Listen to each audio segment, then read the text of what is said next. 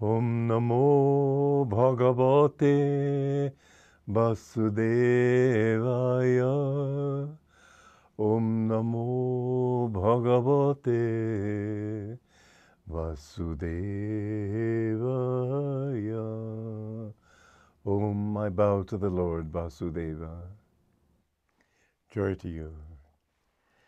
I'm going to read stanza 3 of chapter 2 of the Bhagavad Gita. Yield not, O Partha, Arjuna, to unmanliness. It ill befits you. Cast off this weakness of heart, O scorcher of foes, arise. This thought of unmanliness often is thought of in terms of masculine energy. But after all, women are on the path too. And is it unmanly? Should women not bother about being manly? There's a different meaning to manliness. The quality of being a human being is to be balanced in both will and feeling, in both reason and feeling. Many people think that by being manly, they've got to be a he-man. That's not the case at all. Be firm in your convictions. There are a lot of he-men who are just weaklings when it comes to using their willpower for self-correction. I've known some big, tough men who became babies when they were faced with spiritual tests. What you must do is understand the importance of being a complete human being. And this is why men and women are attracted to one another, that each of them usually demonstrates or manifests one aspect of those two qualities, both of which are necessary for making a complete human being. The one is reason and the other is feeling. If in your feeling you don't use reason, you can just go off the deep end with emotion. If you reason but don't have feeling, then it's sort of like being next door to a restaurant that you know is good. It's a world famous restaurant. You know its recipe. You know everything about it, but you're not hungry, so you don't go. So devotion is that which gives you the hunger to want to understand, to want to know. Devotion doesn't have to be sentiment. Devotion doesn't have to be the sort of thing that makes you weep, although when you become close to God and feel His joy, it's hard sometimes not to weep. But the thing is that devotion to wisdom is also devotion. It means one pointed attention, but heart quality has to be there. As Sri Yukteswar said, you cannot take a single step forward on the path until the heart's natural love is developed. But it can be love of wisdom, as I said. It can be love of some divine quality, and that too can be devotion. But love of like that saying of Saint Jean Vianney of France, that if you knew how much God loves you, you would die for joy. Just think of it. That's the kind of thing that Krishna was talking about when he says, yield not to unmanliness. Be a complete human being. Be firm. When a person really loves somebody or loves a principle, then he doesn't have to get up there and shout or boast about it. He just absolutely will cling to it, and nothing can shake him. That devotion is what destroyed my doubts. That devotion is what one needs to soar in the heavens of spirit. And Krishna is telling Arjuna, in a sense also, he's telling him to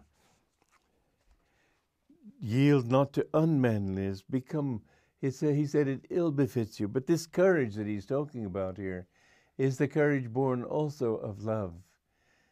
And you've seen many women they're not strong in willpower, but they're strong in love. And that love is what carries them through every test. Cast off this weakness of heart, O scorcher of foes, arise. So Arjuna is sort of sunk in his own, wallowing in his own misery at this point.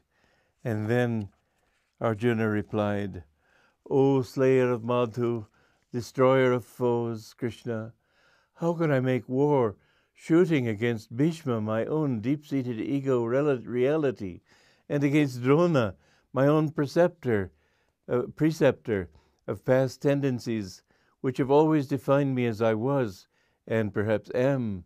These are all in brackets, I should add. How can I fight against those great warriors? They deserve only my respect and reverence. You see, the world teaches us to take pride in our individuality. I'm an artist. I'm a rich man. I'm a count. I'm an earl. I'm a head of state. I'm important in this world. I remember there was one show, it was a Buddhist installation of, a Zen Buddhist installation of a high priest. And afterwards I was talking to a young woman outside, and I asked her name after a while, and she told me, and she asked me my name. I said, well, I'm Swami Kriyananda. She said, oh, but you're famous. I said, well, maybe, but why the but? She said, well, all the other famous people I've met, they seem important. I was very pleased with this, that I didn't seem important.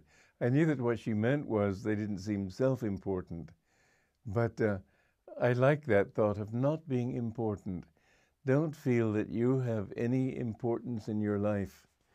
Don't define yourself. This is the whole thing. Our delusions are based on our self-definitions, and the tendencies that we bring over from the past, they're with us. We can't help it. I remember, I'm sure I was a writer in a past life, and even at the age of 9, I was writing dialogue for plays. And at the age of 7, I wrote a little something for school, and my parents both told me, you've put too many ands in there. Well, of course they were right, but how amused I was by my own reaction. I thought, who were they to tell me how to write? Here I could hardly spell, and that was an instinctive thing. These are things that we have brought over from the past, that we're natural at this and natural at that. And you will see that from early infancy, children have natural tendencies, and those tendencies define them as they are. There was one boy who was a bit of a bully. I'm afraid he was a cousin of mine. But his mother said to him, Eddie, don't you know that when somebody hits you, you shouldn't hit him back? Oh, but mother, I never hit back. I always hit first, thinking that this justified him. It may take him a few incarnations to learn the truth of that, and that there's no gain in hitting people. But it takes a long time to overcome these things. And these qualities that are our teachers, because they instruct us in what we think we ought to be in this life. And they're more powerful than our own upbringing. They come naturally to us. I remember my mother was working at her vanity mirror, which I have still in my own home, just as a memory of those days when I was a child. And I said, Mother, don't keep thinking about your beauty like Mrs. Martin, another lady. And Mother was so surprised that I had that insight into Mrs. Martin. But you see, I had these qualities that came over from the past. We must overcome those. And so Arjuna is thinking, oh, how can I kill those things? You must kill them. You must rise out of your own thinking definition of who you are in order to discover who you really are. And that is what the spiritual path is all about. That who you really are becomes a very drastic decision in the end. You are none of those things. You are the absolute, the infinite. That's a very difficult truth to face in the end. And it's a bridge that every person must cross. Joy to you.